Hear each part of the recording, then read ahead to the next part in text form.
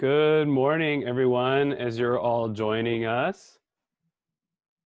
We are publishing to Facebook right now, so it should be live on Facebook. We're also live on Zoom this morning. So as people spill in, we've got a good group joining us. We'll go through my list and allow people to introduce themselves. Those of you who are joining us without your camera, just feel free to unmute yourself when we get to you and introduce yourself. You are welcome to be in your jammies and joining us that way if you want, or from your desk at your office. It's whatever works for you. So starting with my list, Annie, you're up. So Annie, just tell us who you are and who you're with, and then maybe what you're hoping to get from today. Oh, yeah, great. Hi, everyone. I'm Annie. I work for Measurement. I work with Mark on this call, and we are social impact consultants. Hoping to get from today, just, I guess, ways to practice emotional intelligence every day, kind of just those small bits of practice. Super happy to be here. Thanks for doing this, Josh. Yes, you're welcome. Thanks for joining us. All right, next up is Christian. Good morning, Christian. Good morning, everybody. My name is Christian Williams. I work part-time right now for a startup in Spokane, MedCurity, but I'm also a Whitworth University business student, and I got the privilege to hear Josh speak in my class with David a couple weeks ago. So I'm really hoping to, like Annie said, learn how to practice emotional intelligence and apply it into my relationships. So. Awesome. Thanks for joining us. In case you're wondering, I'm only looking off to the side. I'm not like distracted by Facebook or political news. I'm just monitoring Facebook, and we already have people joining us on the Facebook Live. So just know that we have eyeballs on 2 different platforms this morning. So thanks for that, Christian. Gretchen, you're up next on my list. Good morning. I'm Gretchen Renz from Bernardo Wills Architects, and I just love the subject of emotional intelligence.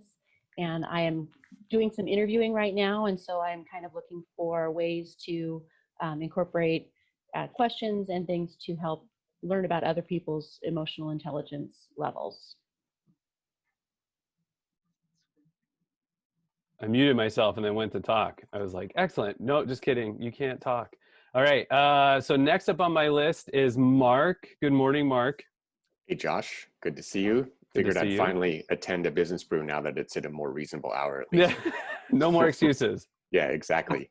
But I work with Annie for Measurement. We're a social and environmental impact consulting, and there's my wife, Kara, peeking in for everybody on Facebook. Anyway, so we help businesses become B Corp certified and help them improve their social and environmental impact.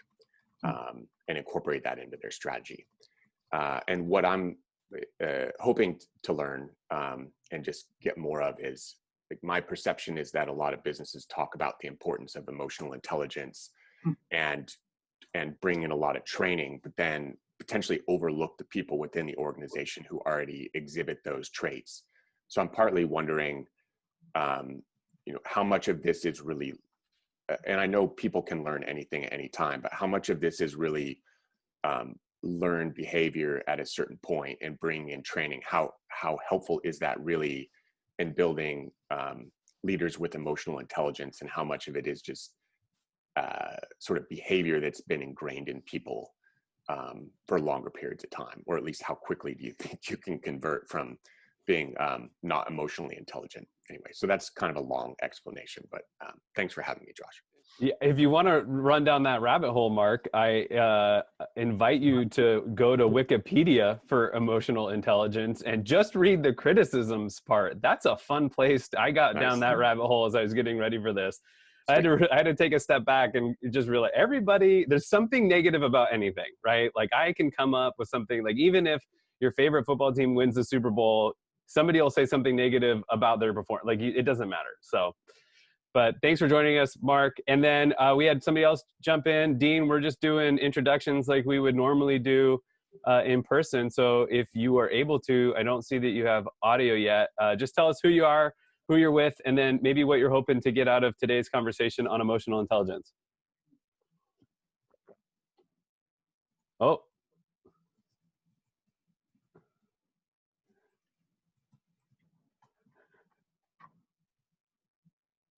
And you start muted, Dean. Sorry about that. Okay, there we go. Yay! Dean Gable with Hill International, and looking to improve my communication skills. Excellent. All right, so far that's it for everyone joining us this morning, it seems like. So what? Except Emily. Oh, Emily, I'm so sorry. Oh, You did. Josh. You jumped in, and then Dean jumped in. Too many people. No, there's no such thing. So Emily, same thing. Good morning. Sorry about that. Good morning. My name is Emily. I'm the Client Engagement Manager at Bernardo Wells Architects. I work with Gretchen. Don't know where she is, but I work with her. And, I have not read the books on emotional intelligence. I know there are tons of resources out there, but I was raised by a marriage and family therapist. So I think a lot of the language I grew up with kind of revolves around that emotional intelligence. But regardless of your vocation, I think you can always learn a little something, something. So I'm excited, and I'm a Whitworth grad. So can't wait. Awesome. Thank you for joining us. Okay, so before I let David run us through his introduction, I do want to just, cover the ground rules. So as per usual, if you want to ask a question, feel free to use the Zoom chat. You can also just use the chat to let me know you'd like to ask your question over audio. So we'll just let you give you an opportunity to do that. If you're joining us on Facebook, feel free to use the comments to ask your questions. We've already had a few people jumping in and engaging with us this morning, so that's good to see. The other thing I just want to point out is David is likely going to ask us questions for a change. So if he asks us a question, we can use the Zoom chat. If you want to answer live, same thing, just let me know in the chat that you'd prefer to answer live. So we'll do that. So little teeny bit of a curveball for this morning, which I am excited about. So make sure you have your, as they would say when I was in school, make sure you have your thinking caps on, right? All right. So David, jump in. Tell us who you are, what you're doing, and and then maybe tease out a little bit of emotional intelligence for us and give us your definition so we can be on the same page. Great. Thanks, Josh. It's so nice to meet you all. You're all doing amazing things. I'd love to hear more about the social and environmental impact. At Whitworth, we try to train our business professionals to realize that there are multiple bottom lines in doing business, and so profit being one of them, but there are other things that matter as well. So my name's David Sloan. I teach management, marketing, and leadership at Whitworth University. I'm also a Whitworth grad.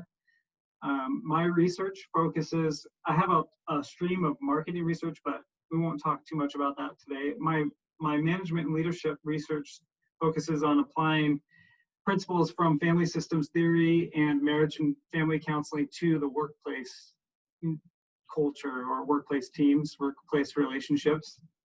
It kind of came from this intuition that I had when I was in my doctoral studies about, we spend as many working hours with our colleagues as we do with our families at home, and over time we develop those patterns of relationships that oftentimes manifest themselves in similar ways as they do with a spouse or a sibling or a parent or a child.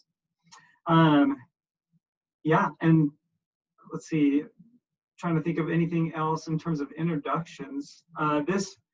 Josh asked me if I wanted to come do one of these business brews, and I teach a lot of marketing, advertising. I teach the marketing strategy and the MBA marketing course for Whitworth, and that is really fun for me. I really love it. I would say my first love, though, is creating relationships that can flourish. So when I asked him if I could steer away from marketing and more towards leadership in this class, or this isn't a class, this Business Brew.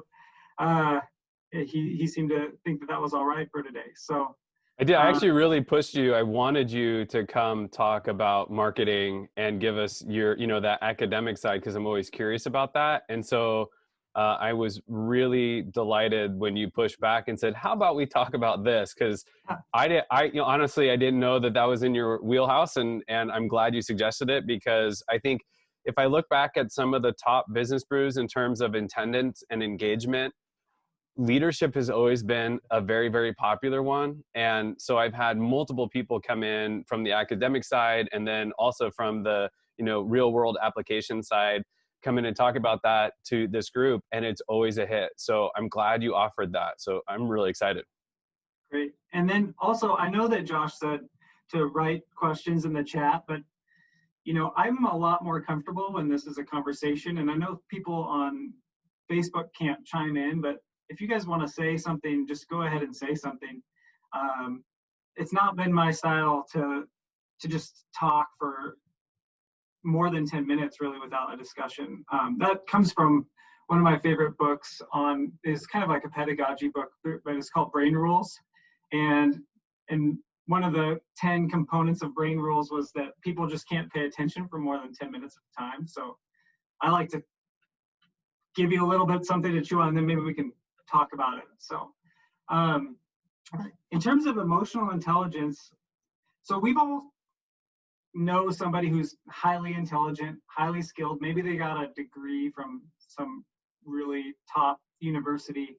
They're promoted into a leadership position and only to fail. We've seen people go that path. You've heard the saying, like, promoted outside of your levels of competence. Conversely, we've also seen people with, decent experience, decent intelligence, and technical skill, not extraordinary though, but that, some level of competence, but then they're promoted into a similar position, but then thrive. Has anybody in this room seen somebody who matches one of those profiles? Go ahead, Mark. Oh yeah, I used to work for a large global insurance company, and so I had, interacting with 40 to 60,000 people, not individually, but just exposure to a lot of different personalities, and definitely see people promoted quickly, and they were very effective at what they did, at least in terms of getting work done, but weren't always the best, making the best connections with teammates and bringing everybody else along with them. And to me, that's part of what emotional intelligence is being able to connect with like each member of the team and everyone you work with, and understand the things that make them different, and their individual skills, and kind of appealing to that to help them succeed on their own and in their own way. So yeah, I found that to be really common, because people would fit a particular mold that the company had in terms of what is a successful leader. But that, and in some cases, people who didn't fit that mold were actually better at what they did. That's great. Thanks for sharing. Yeah, and I would agree. I've seen that even, at Whitworth, where I work now, and in other institutions I've worked at, where, you see some people get promoted, and you're like, really? They got promoted over that other person? But that other person has more experience and, higher technical abilities, but then they approach that leadership position with a different tone, a different, well, yeah, like you said, a level of emotional intelligence. So according to Daniel Goleman, he's one of the leading thinkers on emotional intelligence. He wrote kind of, the book on emotional intelligence. He's not the original thinker, but he's probably the most famous writer on emotional intelligence. And he said that one common thread among effective leaders is that they're high on emotional intelligence. And so I'm just going to go ahead and share this screen. And he defines emotional intelligence as the capacity to be aware of, control, and express one's emotions, and to handle the interpersonal relationships judiciously and empathetically. So in other words, Emotional intelligence refers to the ability to identify and manage your own emotions as well as the emotions of others. So that, do I have the capacity to ask myself, how am I feeling? And I think that goes beyond I'm good or I'm bad. You know, I think you can tease out feelings. Maybe I'm not, if I'm bad, that could be, and Josh is like, how are you feeling? And I'm like, I'm not feeling good. And Josh might be like, oh, maybe something's wrong at home. And I could say, no, I'm not feeling good with you, right? Like I could be angry, not like sad about some other experience, right? So part of that emotional intelligence is being able to clearly identify what your own emotions are, and then also ask, how is the other person feeling? And then you can use that knowledge to inform your decision or what you're going to do about it. And I'm going to stop share again. Just, of course, IQ and relevant job skills they matter, right? But Goleman says that he calls these things threshold capabilities. So you have to have some minimum level of qualifications to be able to be promoted into a leadership role where you're managing people who are doing technical work. Otherwise, you won't be able to talk with them. You won't understand what they're saying to you. But they're more baseline requirements for leadership positions. But he says that the EQ is a must. Without emotional intelligence, you can have a clear, sharp mind. You can have great ideas, but that doesn't guarantee that you're going to become a great leader. So one thing I love about the way Goleman writes is he identifies 5 different elements of emotional intelligence at work. You know, this is specific to workplace situations. And here they are. And if we want, you know, I have exercises for any one of these emotional intelligence dimensions that we can work on today. But, you know, just as a basic definition, self-awareness is your ability to recognize and understand your moods and emotions and drives, but not just your own moods, but like what effect does your mood and drive and emotions have on other people? You know, so the hallmarks of self-awareness are self-confidence, you know, being realistic about your own self-assessment, and people who are very self-aware, you'll find that they are more likely to have a self-deprecating sense of humor. So when they get funny, they tend to make fun of themselves, you know, because it is actually quite disarming when we, especially when we see a leader who is self-aware in that way. Self-regulation on the bottom right there is the ability to control or redirect your own disruptive impulses and moods. But self-regulation actually has 2 parts, because with others, self-regulation is more the propensity to suspend judgment, to think before acting.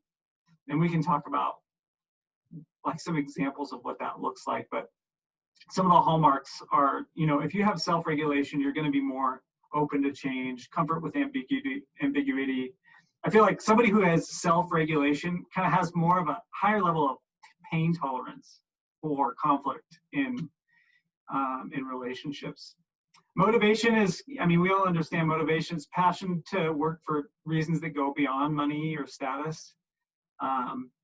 And, you know, so you'd ask, like, how likely are you to pursue your goals with energy or persistence? People who are highly motivated tend to be more optimistic, even in the face of failure. They tend to have higher levels of organizational commitment. But commitment's kind of interesting too, because it's not really commitment is a 3-part construct as well. There are 2 types of commitment that we like as organizations and one that we don't.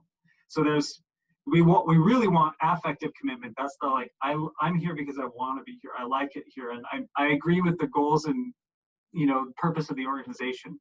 You've got normative commitment, and Christian and I were talking about this type of commitment the other day, but that's like the type of commitment where you feel like you're there and you're committed to the organization because you feel like you ought to. Like you feel like if you left, it would put one of your friends in a hard spot. Or maybe somebody really went out of their way to get you this position. And so you don't want to let them down or something like that. But then, and in the research, both those two types of commitments are linked to a lot of positive social outcomes for employees. But then there's one type of commitment that we want to reduce. It's called continuance commitment, and that's the type of commitment where you're like trapped in an organization. Like, I don't want to be here. I hate my job, but I can't go anywhere else because I either don't have any other options or for some reason that you're trapped. But people who are highly motivated generally tend to have the more positive levels of organizational commitment. Empathy is, I don't know if you guys have taken the Strength Finder assessment. For me, empathy was like my top strength. And so like I tend to just lean into that particular emotional intelligence dimension. But that's not to say that empathy is, I think there are some surprising qualities about empathy, because empathy alone doesn't always lead to positive change. And we can tease that out as well. But it's just the ability to understand the emotional makeup of other people. And then you have skill in treating people according to their emotional reactions. So people who are highly empathetic are more likely to have cross-cultural sensitivity. They're more customer-oriented, and they tend to, as leaders, highly empathetic leaders tend to retain talent better. And lastly is social skills, and that's just simply your proficiency at managing relationships and building networks. So it's your ability to find common ground and build rapport. I'm going to go ahead and stop share real quick. There's a large research study involving 188 global corporations. And in that study, emotional intelligence was found to be twice as important as technical skill and intellectual intelligence in terms of job performance at all levels. At the highest levels of institutions, the executive levels, nearly 90% of the difference between what we would call star performers and average ones could be explained by emotional intelligence factors, rather than cognitive factors. And there's multiple other studies that at varying organizational levels, industry, country, culture, that have produced similar results. So I just want to pose a question to you all, and maybe we can go around the room. Mark kind of touched on this in your introduction, but do you feel like emotional intelligence can be learned, or is it inherent? And yeah, I mean, and if you could explain maybe your thoughts on that.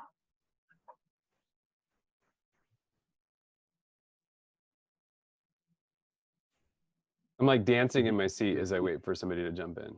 Why don't you jump in, Josh?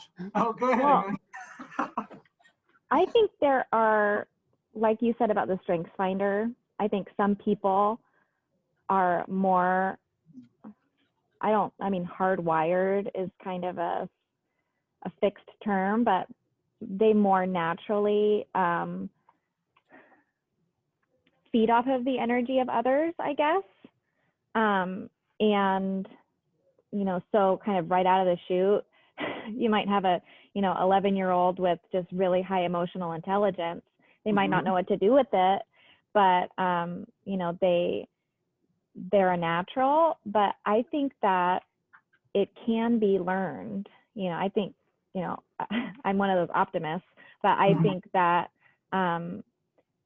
with the right training and the right motivation, I think that even, for someone who is data driven, and maybe less touchy-feely naturally, the data is there that this is a really important skill.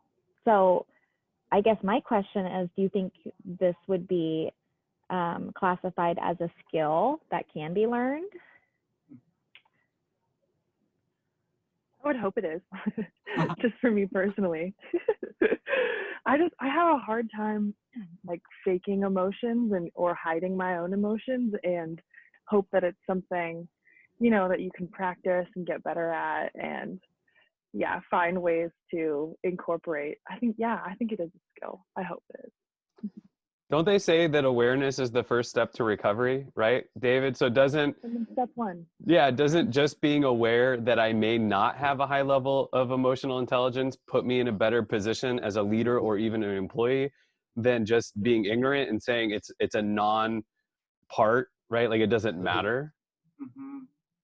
If you were aware that you were low on on emotional intelligence, you would immediately be a little bit higher on that self-awareness dimension, right? Yeah, that's a great thought. Anybody else? Somebody on Facebook jumped in and said, so this is Dorothy, and she said, I think it can be both, but identifying what your level is and being willing to learn and put it into action is different. That's a great point, and actually a good segue into kind of, now I don't necessarily know that everything that I say is, everything that I'm going to talk about today is going to be backed by research, but I'm not saying that this is capital T truth, right? We're all just kind of, I want to hold my claims loosely, but I also want to assure you that I've spent some time kind of researching and kind of, yeah, reading the critiques and reading the science behind it. But like Emily was saying, maybe some amount of like strengths-based approach here could work. You know, there's solid research about focusing on improving your strengths rather than focusing all of your efforts on fixing your weaknesses. So the idea here is, man, if empathy is my strength, but let's say social skills is a weakness of mine. Let's say I don't like, and I don't think that necessarily relates to introversion or extroversion as much as people think it does. Because I think I know many highly introverted people who put me to shame in their social skills. But let's say I just really dislike people or meeting new people or creating like networks of friendships. Like I really just don't like, I feel uncomfortable about it. I can take the same amount of effort and put it towards developing my sense of empathy that will take that to like an extraordinary strength for me if it's already a strength. If I take that same amount of effort and put it towards my social skills, at best I'm going to make it mediocre and I'm going to feel exhausted. But the strengths-based approach, the idea there is by focusing first on your strengths, it usually pulls up the rest of your characteristics up simply because you're happier and more satisfied with your work, which has a positive impact on your performance. So I like the strengths-based approach. And so one thing you could do, there's a free emotional intelligence test that you can take. It's on the Psychology Today website. It's not the, I think it's one of those things where it'll give you a small little assessment of where your strengths are in terms of emotional intelligence, but then you can pay money and get like a more detailed report. You can do that if you want, but I think a first step would just be take an objective measure of where you lie on each of those strengths. Because with the weaknesses, you'll always find yourself in a role where you have weaknesses, and sometimes success depends on you excelling in an area that's not a strength of yours. So you can work around weaknesses. You can devise a support system. You can find a complementary partner. Maybe Christian. I know Christian very well, and he is his social skills are incredible. Like he walks into a room, and it's not because he's doing like what you would call networking. He just cares about people, and so he asks questions and wants to know their story. And so if I'm high on other things as a leader, I would want to surround myself with companions like Christian who could kind of complement me and fill my gaps, right? Or you could, if you find yourself in a role where you can't overcome a weakness, you just find a different role. That said, when we're working on building our emotional intelligence, probably the best way to start is to build on the ones that you're already kind of good at, and then the work feels fun. So It's good. Thank you. Okay. Well, I have and, oh, go ahead. I was just going to say, so it's really helpful, and it definitely makes sense to, you know, I like the idea if not everything needs to be level, right? You can have peaks and valleys in terms of those 5 attributes. Are there any where you can be high, but if you're too low in something, then it kind of counteracts? So for instance, you know, I worked with somebody who had really great social skills, was good at networking, had a really large network, but his, I think, level of empathy was like he would say things that where you kind of knew he had good intent, but it came out in such a bad way that it was really demotivating, and was kind of undercutting people. And anyway, so, you know, how, I guess, what are your thoughts on that in terms of, you know, being strong in one area, but really deficient in one or more of the other 5? And how does that kind of, you know, counteract or not? That is really good. So social skills, so if is the most visible of the emotional intelligence skills.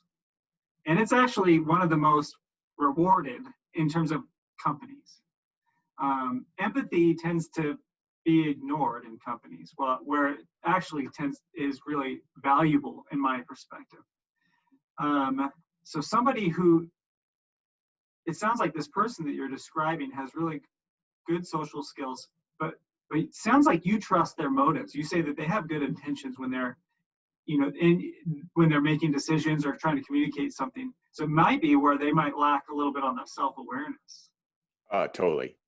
And part of it took me about 2 years of working with him to understand that he had good intent and the right motives.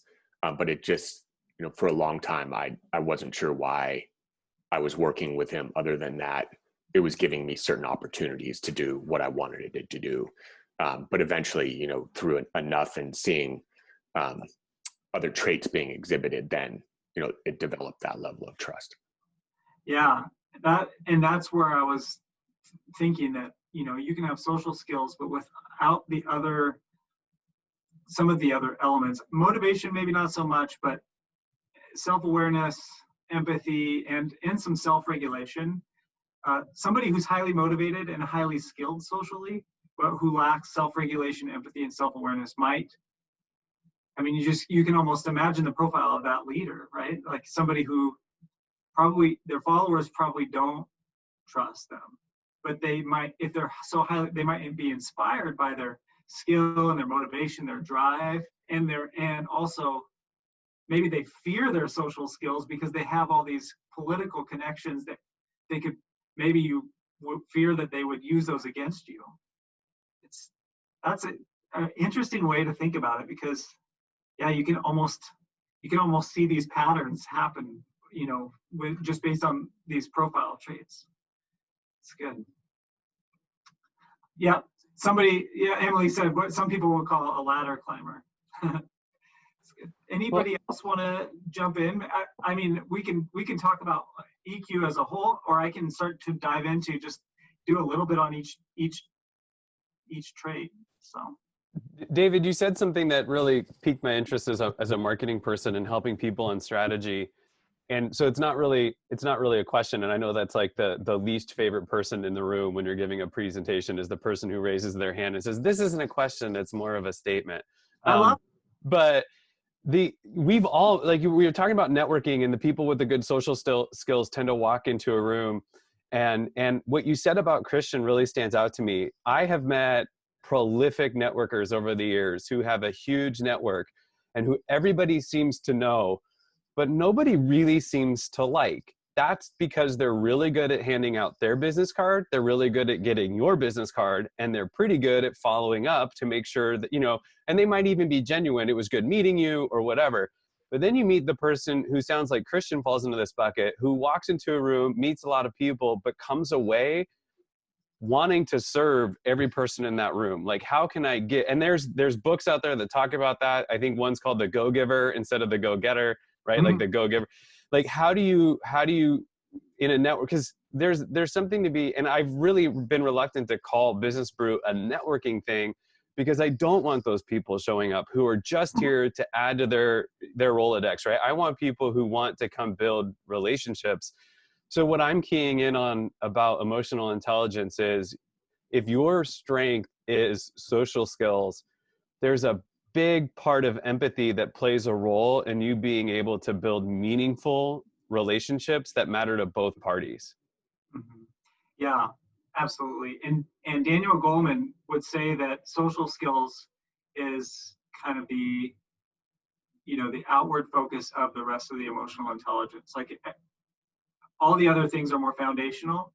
Some of them are just internal and some of them are relational, but social skills is like external. And so like that's where all these other traits kind of can be shared with, the public, I guess. So you guys want to talk about self-awareness? Okay, let me share the screen real quick here.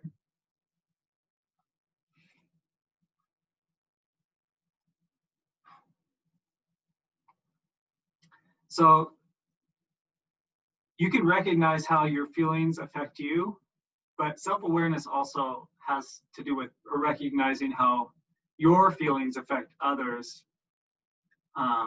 whether in relationships or on the job.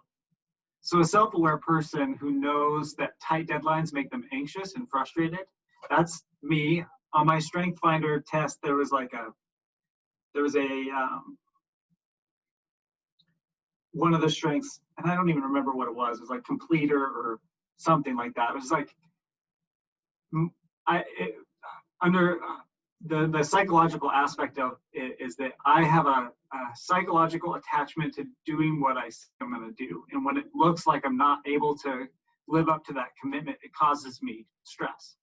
So when it looks like I'm about to miss a deadline, that brings out the worst in myself. So a self-aware person would make sure to plan their time carefully to get their work done ahead of time. Someone with high self-awareness also has an understanding of their own values. So, a self-aware person would be confident in turning down a financially tempting job offer if she knew that the job offer didn't fit her life goals or her personal principles.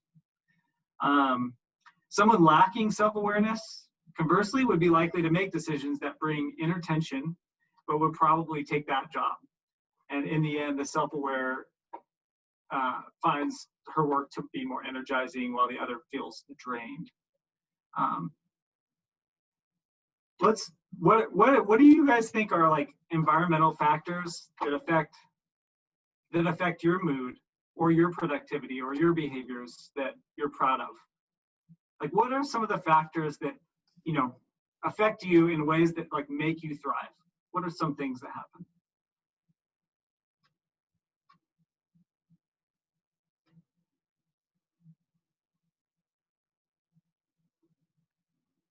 I was just thinking about, so this is maybe not an answer to the question because it doesn't really make me proud, but I was thinking about temperature and like how important that is for me. And like thinking about all the people in the summertime that, can't afford AC and all of these things. Like I was just thinking about it's such a like, I don't know, just a lucky thing that I feel like I can be in a good zone, because when I'm too cold or too hot, I'm so sensitive. I can't do anything. So I don't know. I'm thinking about the luckiness of that. Yeah. So you like, for you, Annie, there's a threshold of literal temperature where you're going to be more happy, more productive, more joyful, more able to handle other types of stress. Yeah, right? Sorry, that wasn't a great response, but I just that was the first thing that popped in my head. No, that's the perfect response. Any other thoughts? Yeah. I know. Oh, go ahead. Oh, Josh.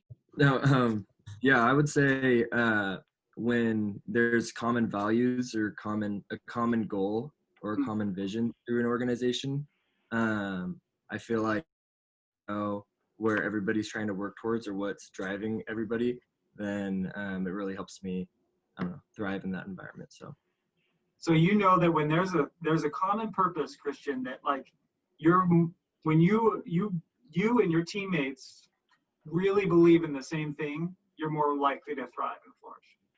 Yeah.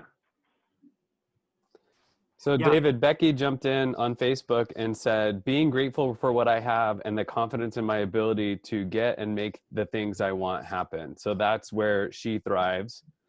And then I was just going to say that I thrive when I'm being more physically active, like getting exercise, and especially being out on a bike for me. If I'm doing those things consistently, which is difficult in the winter, I know I'm at my best. Like I'm peak Josh when I've ridden my bike in the morning. Yeah, because knowing you, Josh, I know that that's almost like a sacred space for you on your bike.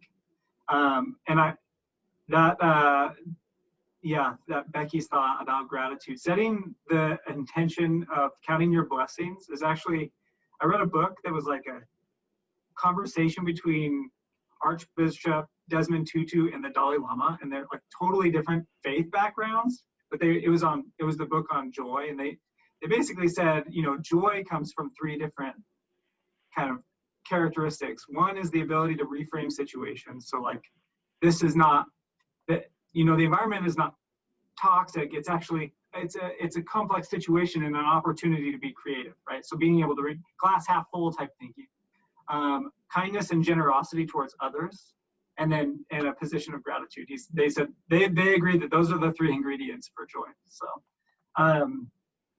or three of the ingredients. But there are internal and environmental factors that affect this like level of self-awareness, our mood, our productivity. So self-awareness, couples who are able to react to conflict in appropriate ways, such as de-escalation, that affects your mood. I feel like my wife Mary and I can have difficult conversations because we respond to each other's repair attempts. So like, because when you're in conflict, you get tunnel vision and flooded, but then the other person might reach out a hand, but you don't recognize it, so you dig your heels in.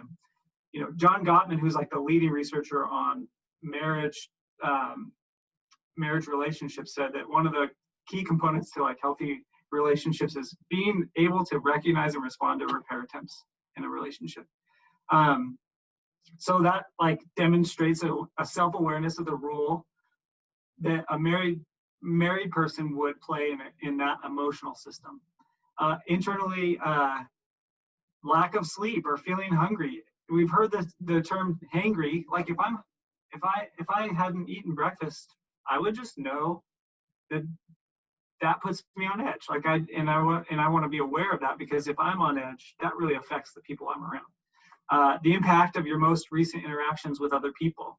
If I just, I walked up to my office and I saw this great student who I had in a class 2 years ago, and he's a senior now, and he's just a light. He just, he like left his friend group and just decided to walk up the stairs to me. We just caught up a little bit, and then I walked into this room and I got to see Josh, and like before I got to meet all of you, and so I'm already just feeling in a great mood because I just had two really positive social interactions. But if I walked in the door and the dean was like, David, I need to talk to you about something serious that you did after this meeting, right?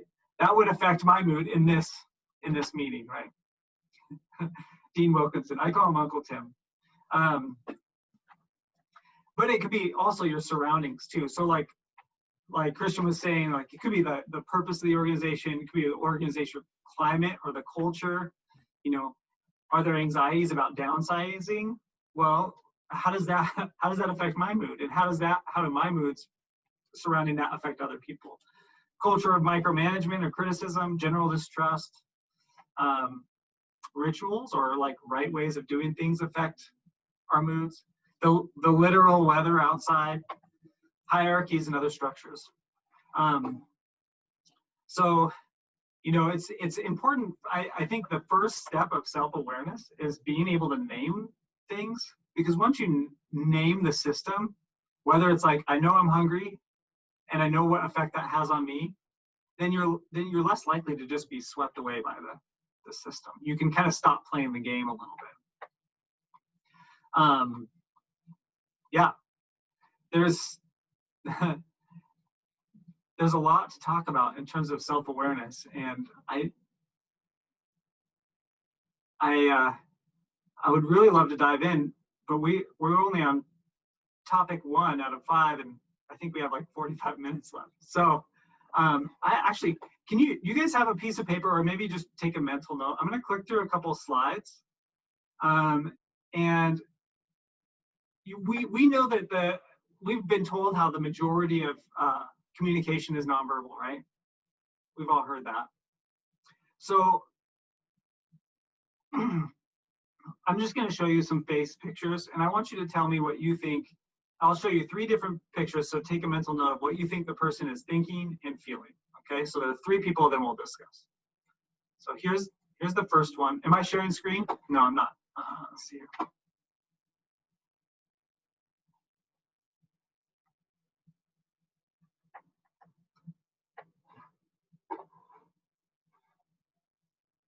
Okay, you see the first picture? Okay. Okay, let's switch to the second picture once you've noted kind of what that person's thinking or feeling.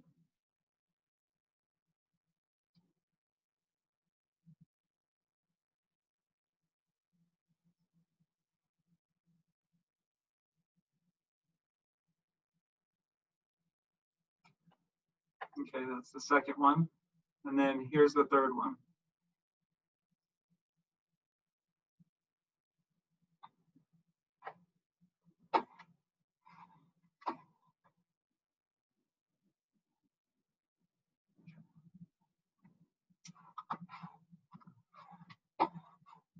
Go ahead, stop sharing. Okay. I'm curious, can we just go around? Person 1, what do we think that they were thinking or feeling?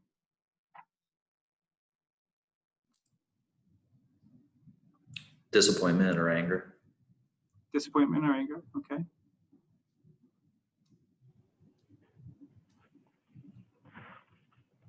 I thought it could be some level of intensity.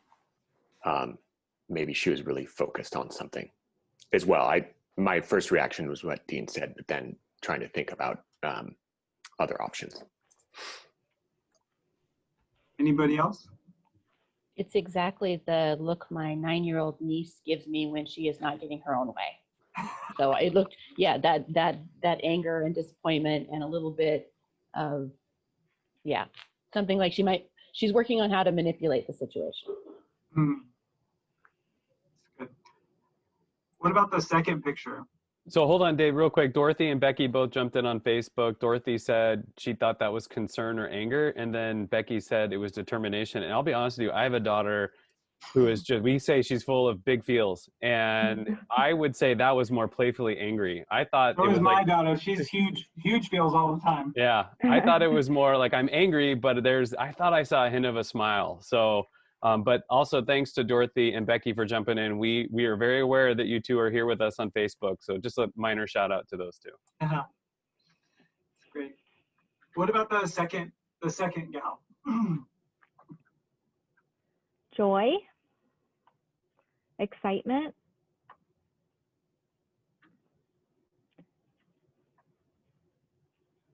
I felt like maybe it was difficult to tell because I see so many people. She was clearly taking a selfie.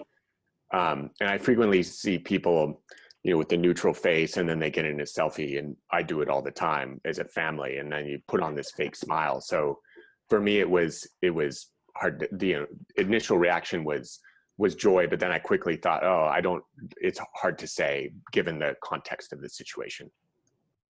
That's great. Well, and that's the case for this exercise, right? I mean, there's no way to really know, except for I'm going to tell you afterwards. But okay, what about the third person? I think that was me, and that could be anything. You might have heard the term like chronic bee face. I've been told I have that sometimes. So, and I joke with my wife, that this is my happy face. So That's that awesome. really, the third one I think could really be about any emotion. That's I'm great. the same, Dean. My kids say I joke that I have a single face regardless of my emotions, and they can never tell. So I'm right in there with you. Well, and for both of you guys, that shows a high level of self-awareness, right? I remember the first time I ever spoke in front of a church. I was like, just graduated, I interned at a church, and since I was interning, I had to give an announcement. And it was, 250 people of like really kind, really warm, loving people who all looked like they wanted to murder me, because they all just like, and it was, so it's good to like be aware of like how we present ourselves affects other people. So that's good. There are really lots of good thoughts that you guys said, and the purpose I thought of this exercise actually last night, because I was trying to figure out, okay, how do I illustrate this point? Someone with a high level of emotional intelligence would default to exploring multiple stories for whatever type of body language and not just only focus on one. So, person one was not actually angry. She was just concentrated. Mark, you actually teased that out. She was concentrated because she suffers from hearing loss. And so that's what her face was looking like. Person two, actually, Mark, you got this one too. That person was not happy. I took that from I didn't even get the selfie reference. That was like an insight that was really good. They're actually masking their depression so that others won't know about their situation. So that came from like, a website on, it's called like Smiling Depression or something like that. And then person three, have you guys seen the Amy Cuddy TED Talk on power posing? So this is just a screen grab from the interviewer that she talks about, and who this person is trained to give no nonverbal communication, which sometimes even like negative nonverbal communication is easier to deal with than somebody who just has a blank face, because you're just like, you don't know what they think, right? So, but the poor part of that, the purpose of that was just to realize, like, somebody might not actually be feeling how they look like they're feeling. And so being willing to be open to other possibilities. Which brings us to our next characteristic, which is self-regulation. And that's the part of EQ that frees us from being trapped by our own feelings. So it's the ability to control or redirect your own disruptive impulses and moods. And with others, it's the propensity to suspend judgment, to think before acting. So it doesn't mean you feel bad emotions. People who can self-regulate do have negative feelings when they're in difficult conversations or situations, but they're able to find ways to control or even channel them in useful ways. So just remember, self-regulation actually has two parts. It's like an internal and with others. So an example of somebody who's high on self-regulation is that cashier who can stay polite and calm when an angry customer is berating them for something they have no control over. Or the child who refrains from throwing a tantrum when she's told she can't always have the toy she desperately wants. A couple who's in a heated argument about something that's important to both of them, and just deciding to take some time to cool off before continuing the discussion, instead of like going into this spiral of a yelling fit. In fact, there's a Gottman, back to Gottman, that's called Physiological Self-Soothing. Gottman had this like UW, he called it the Love Lab. It was like on the UW campus, and there was an apartment where they would have couples spend a weekend and try to just have as much normalcy. So they'd bring their pets, they'd bring their newspaper or magazines that they'd read, but then they would monitor their pulse. They had cameras in everywhere except for the bathroom and the bedroom, so they could monitor their like body language. And then they had microphones so they could monitor the words and also the tone of voice. And what they found is that when couples were asked to discuss something that was like kind of a heated issue, when they actually did this experiment where they came in and said, hey, we got to adjust the equipment, like while they're in the middle of this conflict. They're messing with the cameras and stuff, and they said, why don't you guys you can start over in like 20 minutes. It's just going to take us 20 minutes to fix this stuff. And they said, don't think about your issue. We want you to come back to it fresh. So just like read a magazine or something like that. And they came back, their heart rates were lower. They were more open to those repair attempts.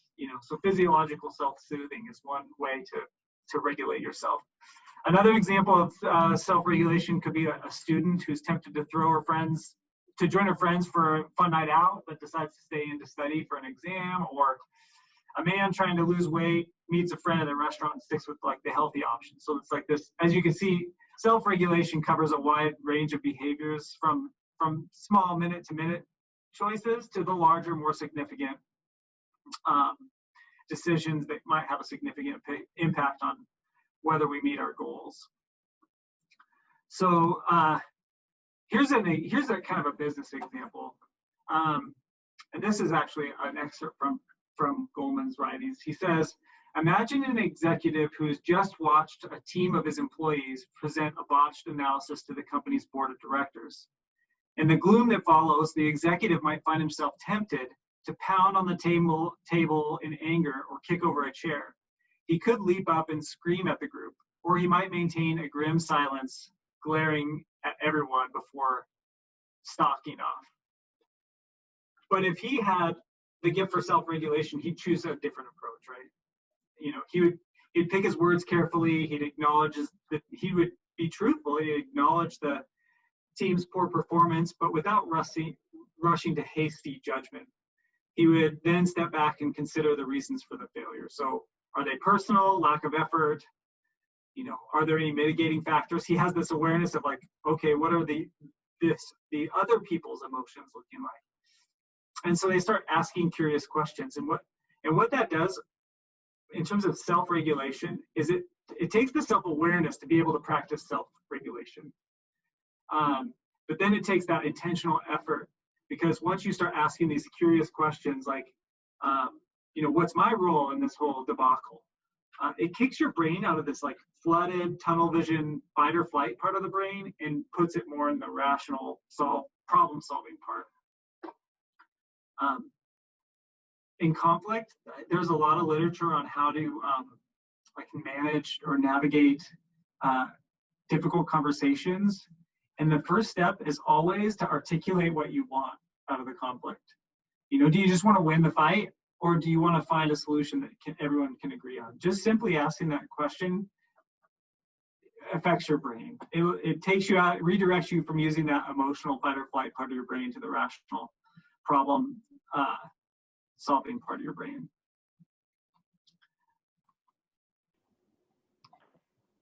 So just to pipe in here, one book that Gretchen and I read that has helped me with this self-regulation part is called No Ego. Oh. And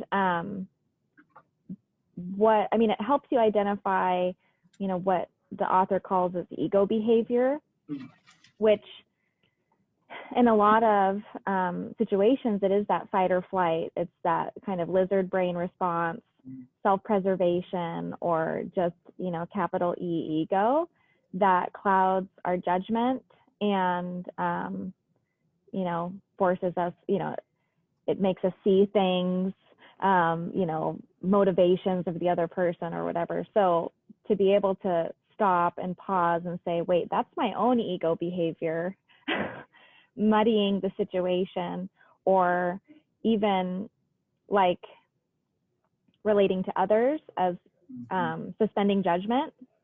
So it's like, well, that's not really, that's just ego behavior. That's not really the issue or the problem we need to address at this point. I just wanted to put that, it's definitely has helped me a lot just to say, whoa, that's just ego behavior. It's not the actual problem we need to address here.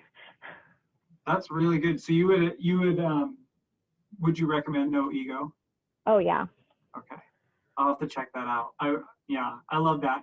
What you were talking about that suspending of judgment. I mean, imagine, and this relates to, being open to multiple stories. Like, let's say somebody cuts you off in traffic, like your initial gut response is to flip them off, right? But what if you knew that that person was rushing to the hospital because their child was there? And, shoot, then you're like, let me help you get there, right? It totally changes your frame of reference.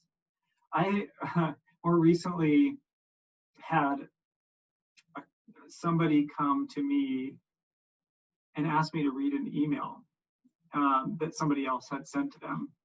And I was like, what am I supposed to be seeing here? Because I'm looking at it with outside eyes. And it was a professionally drafted email that was sent to this person. But this person and the person who sent the email had a conflict in the past. And they're like, but look at line 3 in paragraph 2. So it like totally put a lens of mistrust on this whole email that didn't allow for anything productive other than hurt feelings to happen. So that's why I like self-regulation. So you have the self-awareness that allows you to practice self-regulation, and then that frees you from being trapped by the emotions of yourself and the behaviors of others. So really good. Okay, I'm going to go ahead. David, oh, sure. Yeah, I just had a question to kind of follow up on the comment that you made just before Emily's discussion about articulating what you want and keeping the emotion out of it. And one of the things that I kind of struggle with, or is a challenge for me, I'm much more on the like analytical, technical side of things, and for me, some of the communications that I need to have are, this needs to be done because that's what it says in your contract, or this needs to be done because that's what the drawings require or specifications require, or things like that that are very much of a technical nature.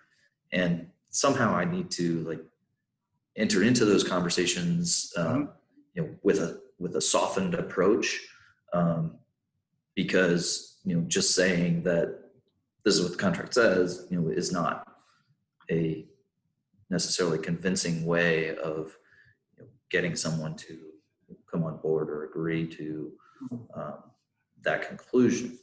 So I'm just a little curious about architectural standpoint, like architectural drawings, or engineering, construction. Okay. Yep.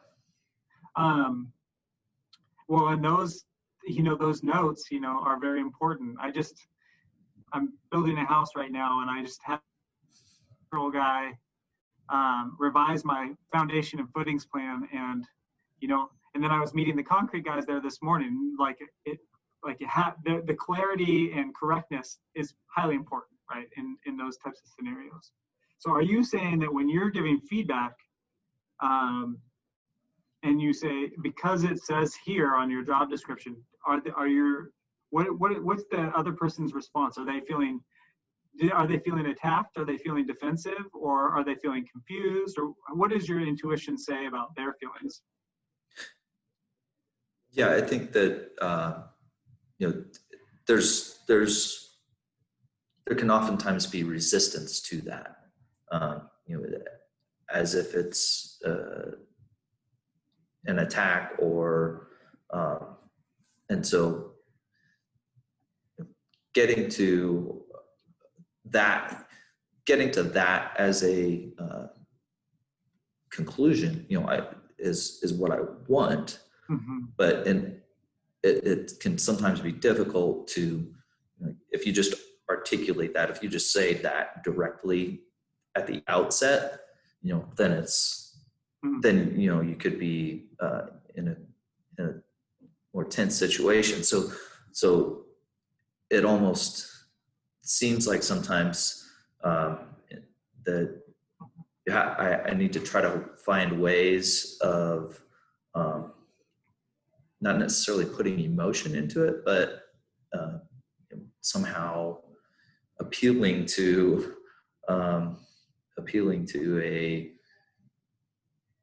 common goal, appealing to, you know, some kind of interest that, you know, in order to like help convince the importance of that technical aspect of a drawing or specification or terms of a contract that, you know, might otherwise be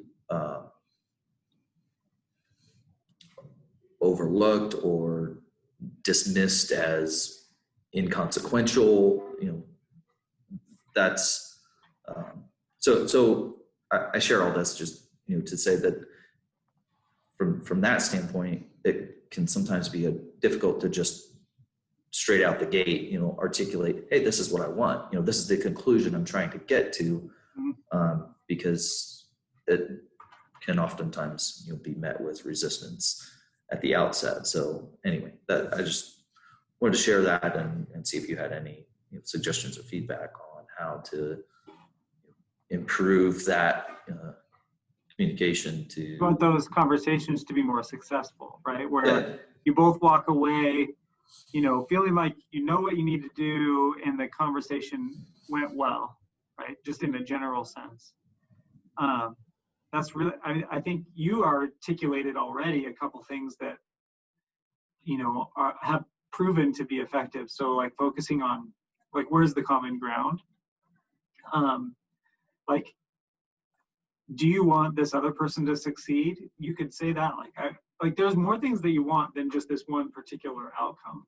You want, and there's certain things that you don't want. So that's also the other side of it, right? You want a like productive and useful conversation that that doesn't lead to defensiveness and like damaged relationship. So even you could articulate those things, and then you could also articulate the, like you said, the common ground. And it could be, we both want your success. You could say, we both want this project to be successful, you know, things like that. And then something that Josh, turns out looks like my camera froze. I can try to turn it off and turn it back on, but you guys want me to try real quick? I'll try. I can still hear you, which is good. If I turn it off and turn it back on, and it'll just go to a fun, and if it doesn't work, it'll just go to an entertaining, it's not gonna let me. Oh, and it's not gonna show my picture that is usually up there is me juggling torches. Oh well. It's not gonna, it's saying cannot start video.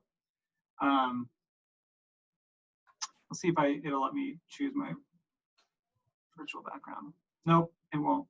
I apologize. I should have just left it on my frozen face. It's all good. We can still hear you. One thing that Josh talks about when he comes to my advertising class is this philosophy by Simon Sinek, that where the whole, you know, if you want to give somebody direction, it can oftentimes be helpful to start with why rather than what. You know, so I wonder if there's some element to this colleague of yours that, you know, their assumption of why is because you just want to micromanage, when the reality is that, you know, there's other whys that are actually legitimate, because that's not your intent. And then back to the Gottman thing, for any relationship really to flourish, it requires 5 to 10 positive interactions to every negative. So if every conversation with a colleague is like, here's an error and here's the feedback, that I would say that, like, in general, that's relatively neutral. But if it's being perceived as negative,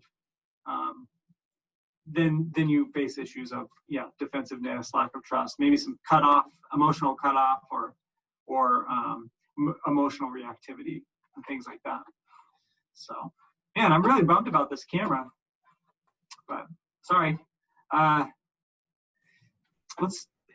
Let's move on to the next. Well, I was going to say, David, I think this conversation just about self-awareness in response to emotional intelligence, we could almost spend the next 20, and I'm not encouraging you to stay on this topic or move on, but we could almost stay here, at least from where I'm concerned.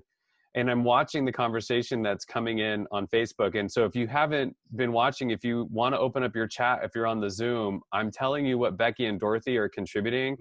And Becky is just being completely transparent with us, and it's been amazing. But some of what she's saying, I can echo, which is, it's one thing to do this at work. It's another to do it at home. And some of us might be good at one or the other. And I think that's something to also consider when you think about how your home life might impact your business life. As you were saying, the conversations you had leading into this. And then the other thing that has stood out to me is that, so there's a lot of these things that these outside influences that if I'm hungry and I know that impacts my mood, I can eat. If I know that exercise is something that I need to get, I can make a plan to exercise, and then I can, short term, I can go, okay, it's okay I didn't work out today because I know I can do it later. One of the things that's come up both on Facebook and here is how much sleep impacts us. And we really have such little control. Like, I can plan to go to sleep tonight, but as those of you who've been working with me know, I'm right now sleep training our 2-year-old. There's not a lot of sleep happening right now. So there's not a lot of control I have over that. So before we really transition away from the self-awareness piece, I'm wondering if you have any tips in some of the stuff you've read when those environmental factors they're just almost out of our control, and how do we work through those difficult situations to make sure that we're giving our best and that we're receiving others' best? That's a great question. Because you're right. When your child is not sleeping, and then you work, and then you come home and you have to help with dinner and clean up and then do it all again, that is out of your control. And since it's such a part of your rhythm, it's not something that you can change in the short term. And so,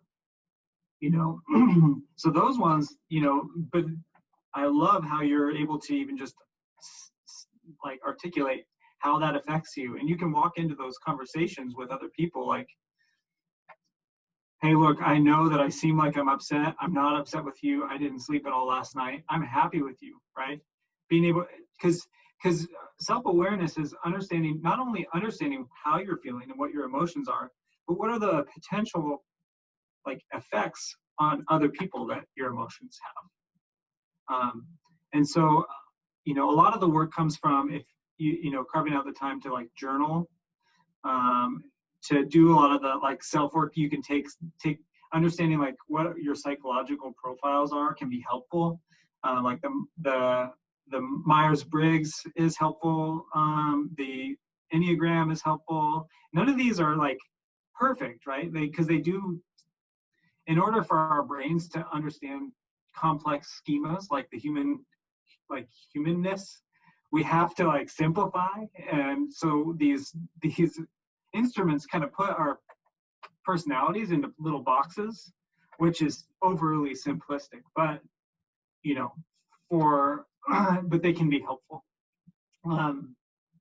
So yeah, well, David, I like that idea of journaling, to just document where you're at, and maybe that helps you process your way through. But it's almost like we all just need this disclaimer tag that we wear that was like, FYI, I slept 2 hours last night. Hang in there with me, right? We just these. And so maybe, and what I hear you saying is it's probably not a bad idea to announce that to people, right? I mean, and it is kind of risky, right? It takes some level of, so emotional intelligence doesn't really necessarily talk on this idea of humility, but it does take a level of humility to be able to be vulnerable about where you stand emotionally and share that with other people. But I've found that it ends up kind of like the self-deprecating humor. It disarms people, and to where people who you don't know that well see you more as a real person. So that's really good. Do you mind if I move on? Because I love empathy. We haven't got there. I can do motivation like this the very quickest, because it's just the one trait that all leaders share. The key is just the drive to achieve. But rather than factors like a big salary, those with leadership potential want to achieve simply for achievement's sake. So there's a author named Dan Pink that I really like.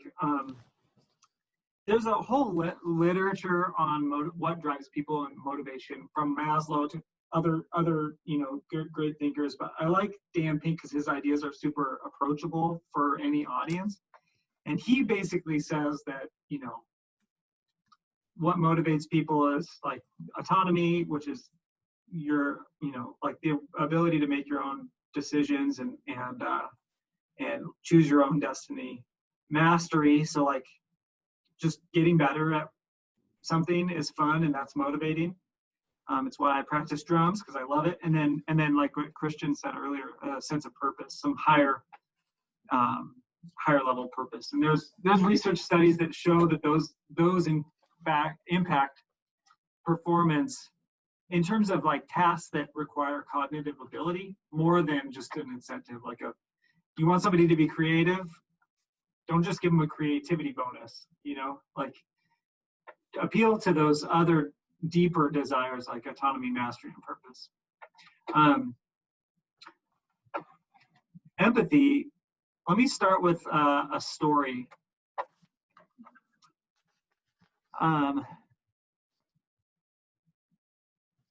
So for an example of this trait, consider what happened when two giant brokerage companies merged, creating redundant jobs in their divisions. One manager called his people together and just gave a gloomy speech that emphasized the number of people who would soon be fired. The manager of another division gave his people a different kind of speech. He was upfront about his own worry and his confusion, but then he promised to keep the other people informed and to treat everyone fairly. So like the difference between those two managers really is empathy.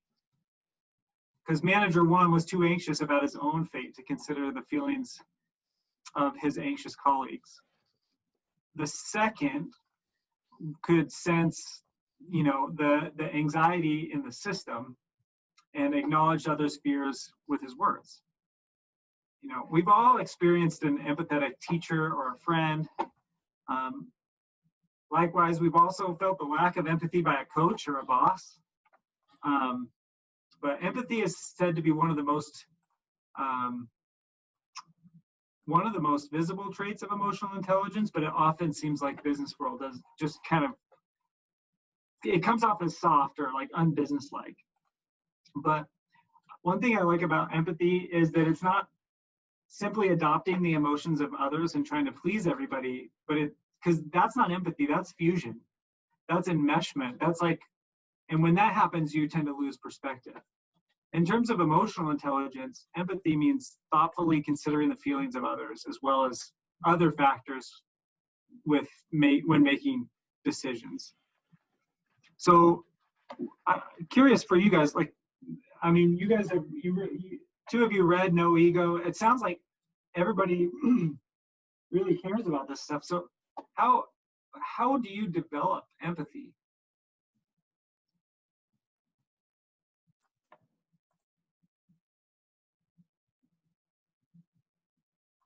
One book, David, that I really liked as a leadership book is called Radical Candor.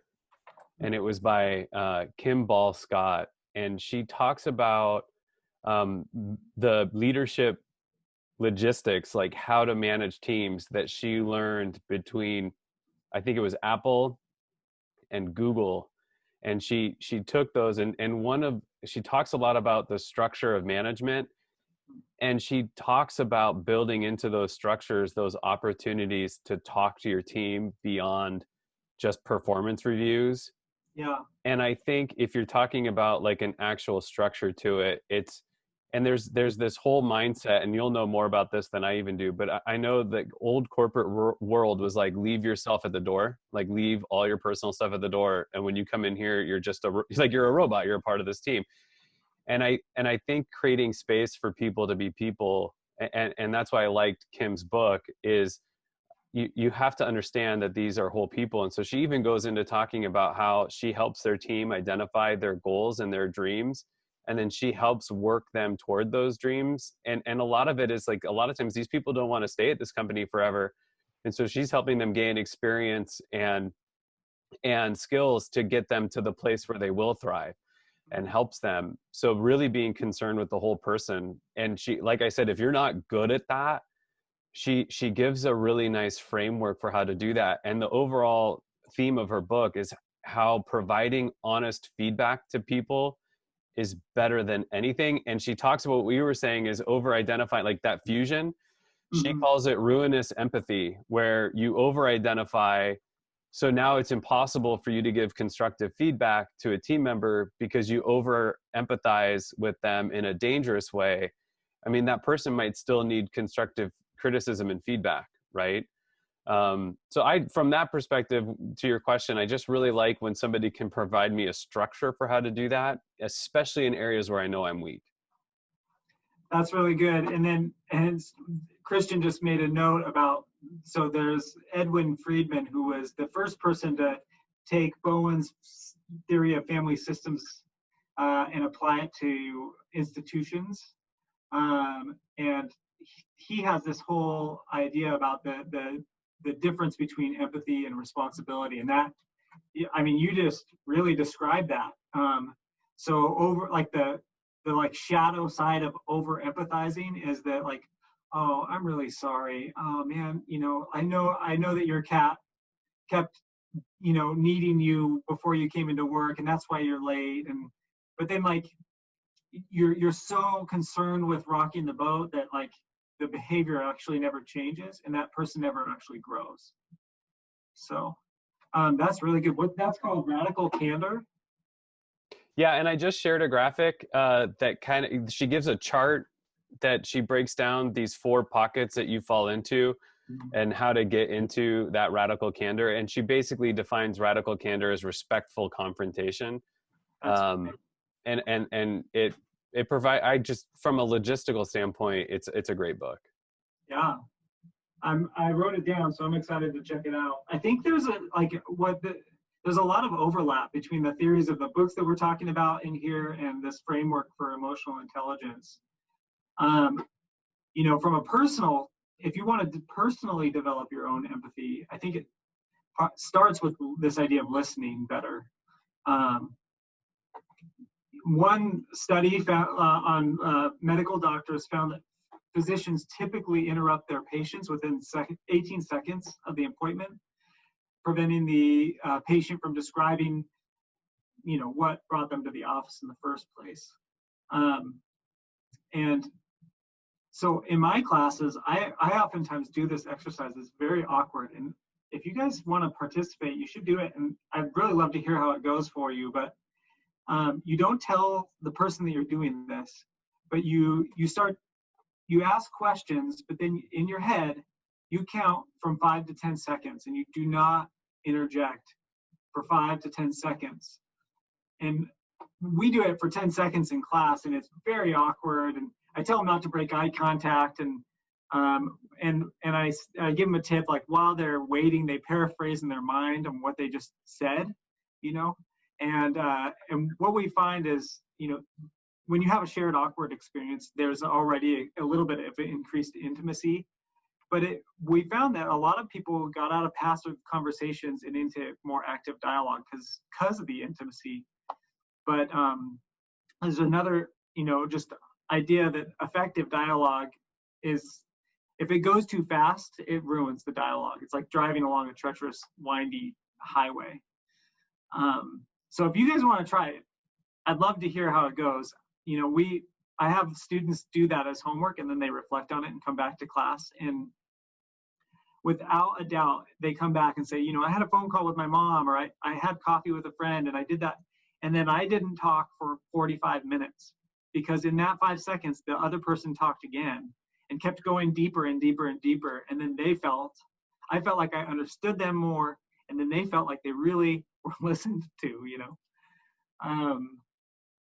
Another approach to empathy is empathy is one of the 10 characteristics of my favorite philosophy on leadership, which is servant leadership. The world's foremost scholar on servant leadership is this guy named Larry Spears. And he said, to show empathy is to look at a situation through the perspective of another. So it involves assuming the good intentions of coworkers and colleagues, which is interesting because we can have good intentions our whole lives, but do nothing but harm our beloved. We've all been there where we said, I didn't mean to hurt you. Well, but we did, right? It's like, we're really good at hurting people without trying, right? But if you want to take that empathetic approach, it starts with the assumption in other people that they have good intentions. In fact, unless you're a sociopath or a psychopath, you probably have good intentions anyway, or at least neutral intentions. And, you know, in servant leadership, they differentiate the difference between empathy and sympathy. I love empathy because, you know, people who empathize are more likely to be trusted by followers. And that doesn't mean you always accept their point of view, nor does it mean that you accept poor performance as adequate. But it gives you insight into their perspective so you can more effectively support their growth. So that's kind of what Friedman calls the fallacy of empathy, right? If we, you know, if we do accept poor performance as adequate, that's not really empathy. It's actually a low tolerance of pain in a relationship to have those difficult conversations. And empathetic, I think another element of empathy lies in your ability to seek the perspective of the other when you've harmed them. Like we said, we have, if you're going to be close with anybody, there's going to be harm. There's going to, you know, if you are ever going to be like one of my closest friends, I will unintentionally harm you in some way. But the empathetic person not only apologizes for the harm, like if I snapped at you because I just got grilled by my boss, or I just, you know, or I'm hungry or I didn't sleep, I don't say, I'm really sorry I snapped at you. You know, will you forgive me? Because all that does is it acknowledges my own behavior, but it doesn't involve. Remember we talked about you can have good intentions but harm your beloved every day. It doesn't allow the harmed to articulate the impact. So, you know, if I'm really going to be empathetic, I'll say, Josh, I'm really sorry I snapped at you this morning. How did that make you feel when I did that? And then that gives Josh the opportunity to say something hard for me to hear, like, man, it caught me off guard, and I really felt like maybe you didn't value my friendship like as much as I do. That's a tough question to ask, because then I'm actually opening myself to like a real shot in the gut, if, you know. So an empathetic person would then go ahead and ask for forgiveness for both 1 and 2. Josh, will you forgive me for snapping at you this morning, and in doing that, just treating you like I don't value our friendship? I really do. And then the 4th thing would be to actually change, right? You have to put in some kind of, because I can't just snap at you every day and then ask you how it made you feel, and then ask for forgiveness. That's like one of the things that I love, like, you know, if you can sense, it's more than just understanding the other person. It's actually taking action. I think empathy is more than it's more than in the head, and it's more than in the heart. It's also in it's not just your attitudes and your thoughts, but it's also your behaviors in relationships. So, David, I have a question on that. So, you know, in that conversation, how do you also, with emotional intelligence, convey whatever the reason was that you snapped at Josh? You know, Josh, I snapped at you because you didn't, you know, finish this assignment that I told you to do, or, you know, somehow also, you know, while apologizing for snapping, still getting the message across of what your expectation is. Yeah. So I think that is such a great insight. And I think one of the greatest temptations when we apologize is to also blame at the same time. So I would advise that whenever we are going to own up to some of our own part, that we separate that and we just own it.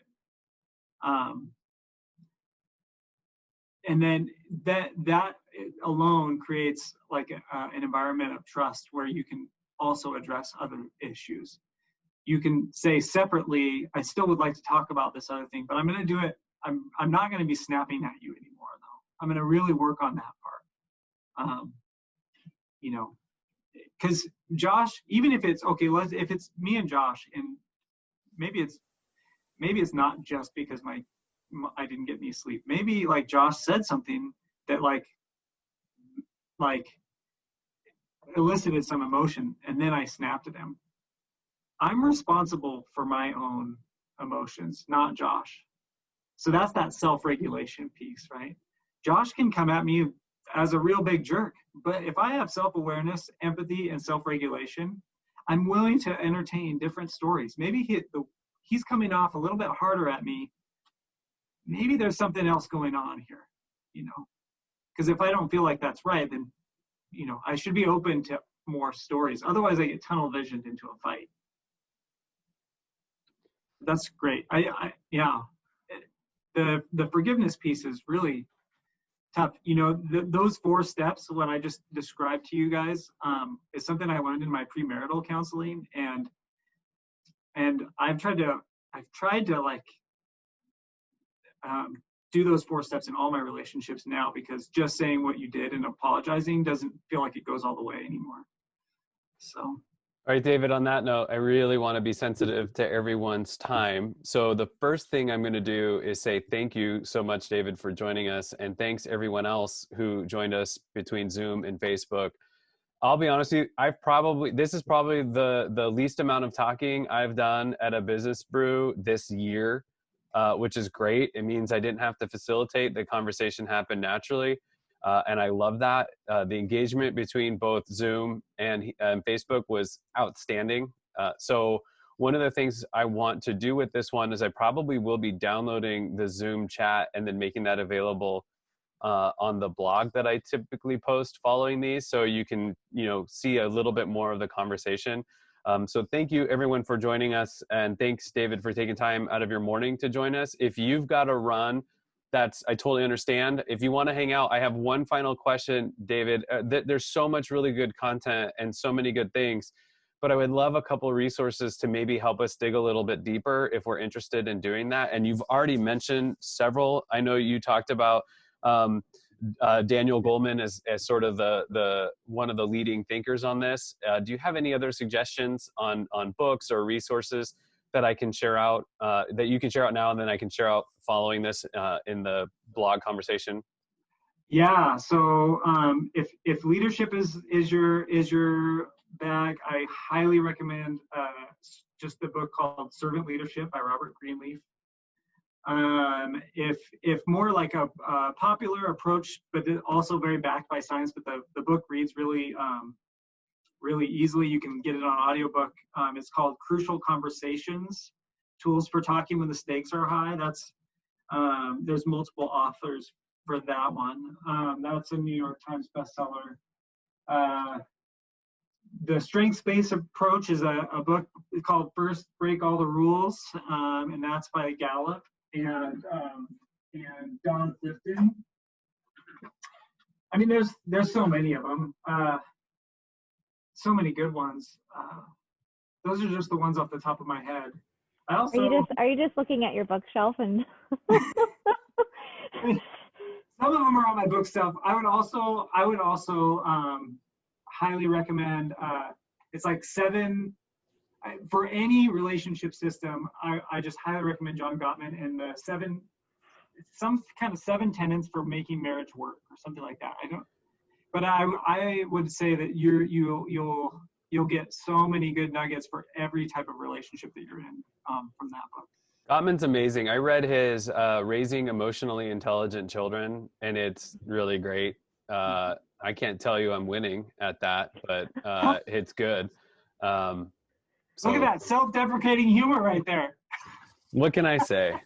Doesn't mean I'm good at any of this, but so I mean, lots of great resources. So I appreciate you sharing those out. Any others that you want us to be aware of before we call it a morning? No, I'm so grateful to you all. I'm sorry that my camera went off, but just such great conversations, and I just feel inspired by all of you and the way you've kind of deepened my own thinking with your questions and your thoughts. And so I wish we could do this like every day. Yeah, there's been a few requests already for a part 2, so I'm not really sure what the goal is with that, other than we just want to keep the conversation going. So maybe stay tuned. We'll do another one with David in the future to double back to this conversation. It seemed to be just a really positive one. So on that note, thank you everyone for joining us on Facebook, on Zoom. We appreciate David's time. And David, if you want, real quick, do you want to put your email in the chat so people can follow up with you if they have more questions or want to dig a little deeper? Yeah, let me pull up the chat right real quick. Emily made a good suggestion: emotional intelligence during COVID. I thought, there you go. That's so good and so timely, and there's always a lot of richness. I mean, because everything's super heightened right now, isn't it? I mean, and you have to renegotiate all of your relationships. It's like going out for coffee is like going on Tinder. Like how safe are you being? How many people are you with? Like, yeah, are you careful? Yeah, and it's also post-election, there's a lot of big things floating around right now. So definitely think it's a conversation that it's heavy on people's minds. So on that note, feel free to jump off the Zoom. I will be ending the Facebook Live here, and thank you all for your time this morning. And stay tuned for what December's conversation will be. Usually the first Thursday at 8 a.m. So thanks everybody, and have a great morning. Thanks. Thank you all.